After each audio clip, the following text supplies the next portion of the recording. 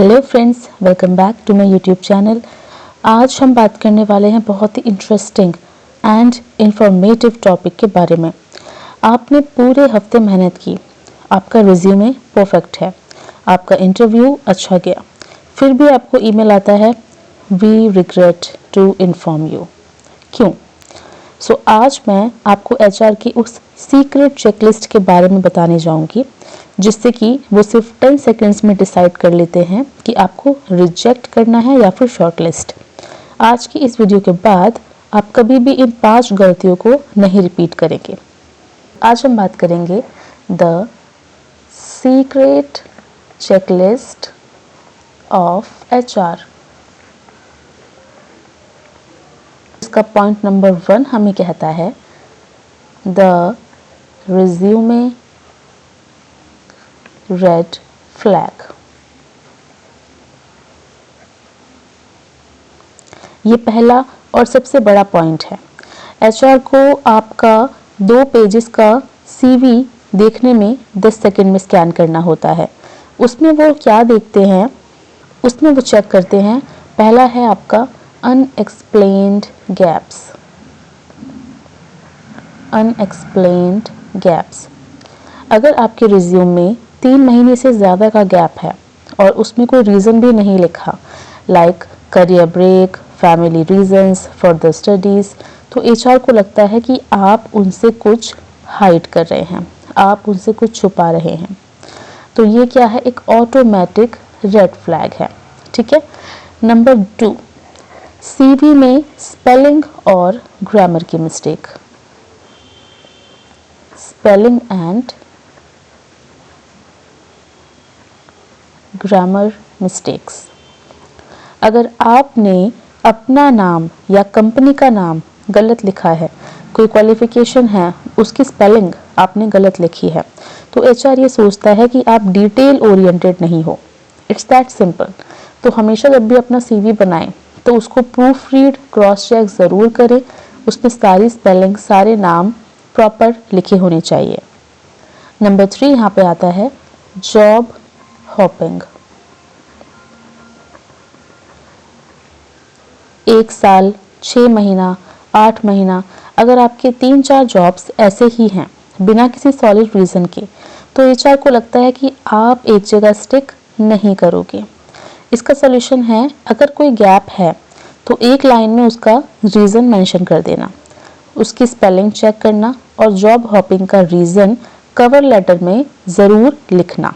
ठीक है। इसीलिए बोला जाता है कि बार बार जॉब चेंज करना आपके सीवी पर अच्छा इम्पैक्ट नहीं डालता। सेकंड पॉइंट की अगर हम बात करें तो वो होता है the cultural misfit. See, interview में आपकी टेक्निकल स्किल से ज़्यादा आपकी पर्सनालिटी को टेस्ट किया जाता है।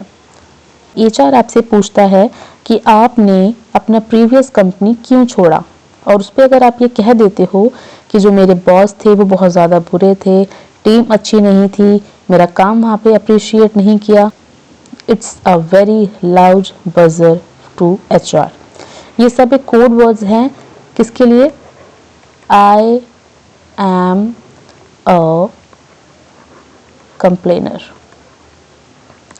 एचआर सोचता है कि ये प्रॉब्लम जो है ये आगे भी आएगी, तो इसका स्मार्ट आंसर क्या होगा? आप नेगेटिव वर्ड्स का यूज़ ना करें, पॉजिटिव वर्ड्स का यूज़ करें, पॉजिटिव लैंग्वेज का यूज़ करें। लाइक मैं न्यू चैलेंजेस के लिए तैयार हो चुकी हूँ या हो चुका हूँ, मैंने वहाँ पे बहुत कुछ सीखा है, अब मैं उसको आगे इम्प्लीमेंट करना चाहता हूँ, अब आगे मैं अपने आप को बढ़ता हुआ देखना चाहता हूँ। आपको ये दिखाना है कि आप सॉल्यूशन ओरिएंटेड हो, प्रॉब्लम ओरिएंटेड नहीं। अगर आप नेगेटिव चीज़ें वहाँ पे बोल के आते हो तो कंपनी के एचआर यही सोचेंगे कि आपको हायर करने के बाद में ये दिक्कत उनको यहाँ पर फेस करनी पड़ेगी। तो आपको ज़्यादा से ज़्यादा पॉजिटिव आउटपुट और पॉजिटिव बातें वहाँ पे करनी है जाकर। थर्ड पॉइंट आता है the social media reality check. It's a very important point. और 90% जो लोग हैं वो इस पॉइंट को इग्नोर करते हैं। ये 2 मिनट का सोशल मीडिया जो चेक होता है, it's a very important point.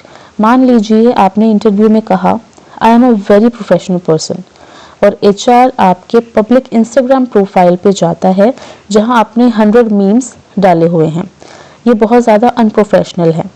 Instagram वाली चीज़ सारी प्रोफाइल्स के लिए सूट नहीं करती, बट बहुत सारी प्रोफाइल्स ऐसी हैं जहां पर आपके सोशल हैंडल्स भी मांगे जाते हैं। कि अगर ऐसा कुछ कंटेंट निकलता है तो it's a very unprofessional thing. इससे क्या होगा कि आपका बोला हुआ जो वर्ड है प्लस आपके जो एक्शंस आपके सोशल हैंडल्स पे दिख रहे हैं वो मैच नहीं खाएंगे, और एचआर का आपसे जो ट्रस्ट है वो उसी वक्त ब्रेक हो जाएगा। तो एचआर उसमें क्या चेक करते हैं? सपोज लिंक्डइन प्रोफाइल तो प्रोफेशनल्स के लिए ही बनी है, तो अगर आप लिंक्डइन का लिंक दे रहे हो तो वहाँ पे आपकी फ़ोटो, आपने जो हेडलाइन वहाँ मेंशन करी है, आपकी कंपनी की जो डिटेल्स वहाँ पे लिखी हैं वो आपकी सीवी से मैच करती हैं या नहीं, ये सब चीज़ें क्रॉस चेक होती हैं। और अगर इसमें कुछ भी कॉन्फ्लिक्ट पाया गया तो it's not a good thing.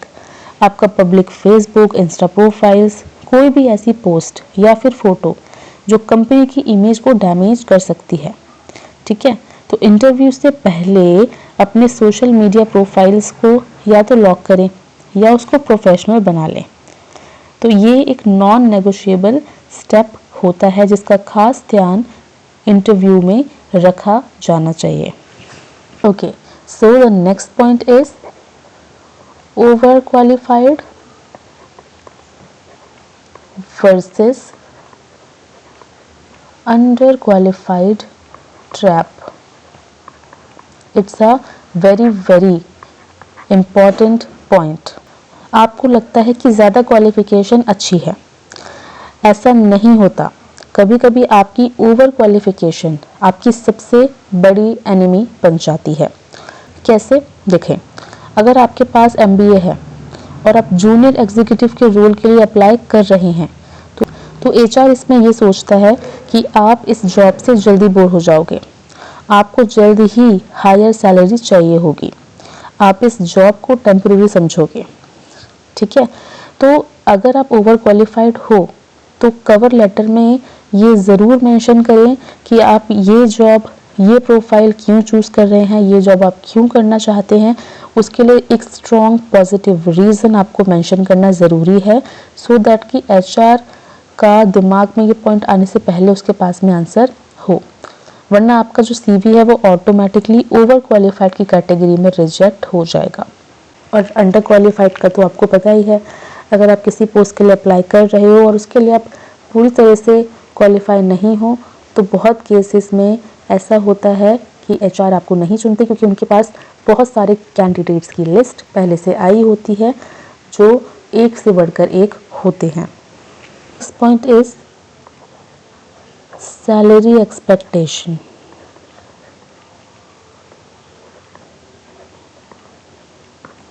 Miss match. यहाँ पर सबसे ज़्यादा जो डील्स होते हैं वो टूटते हैं। अगर आपने फॉर्म में या फिर इंटरव्यू में एक्सपेक्टेड सैलरी ऐसे डाल दिया है जो कंपनी के बजट से 40 से 50% तक ज़्यादा है, तो एचआर आपको कभी भी शॉर्टलिस्ट नहीं करेगी इस केस में, क्योंकि उनको ये लगता है कि नेगोशिएशन इस केस में क्या है, इम्पॉसिबल है, ठीक है। तो इसके लिए आप क्या करें कि इंटरव्यू से पहले मार्केट रिसर्च करें, वेबसाइट्स जैसे कि एम्बिशन बॉक्स, ग्लासडोर, इन सबको यूज़ करें, और जब आपसे सैलरी का पूछा जाए तब एक रियलिस्टिक रेंज उनको आप दीजिए, जिससे मार्केट के हिसाब से इस एक्सपीरियंस के लिए, इस पोस्ट के लिए इतनी सैलरी का जो रेंज है वो अप्रोप्रिएट होगा। इससे आप कॉन्फिडेंट भी दिखते हो, रियलिस्टिक भी दिखते हो, एचआर को लगता है कि ये पर्सन अपना होमवर्क भी करके आया है, ये पर्सन प्रोफेशनल भी है। इन पॉइंट्स को फॉलो करके आप 90% कैंडिडेट से आगे निकल जाएंगे, आपकी जो सिलेक्शन रेट है वो डबल हो जाएगी।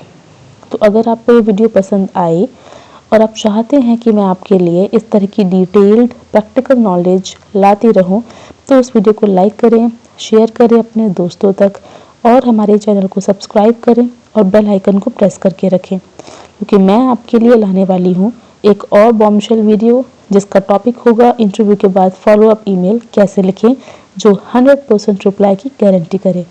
तो फ्रेंड्स, आज की वीडियो के लिए बस इतना ही। अब मिलते हैं नेक्स्ट वीडियो में, तब तक के लिए bye bye, take care, stay safe.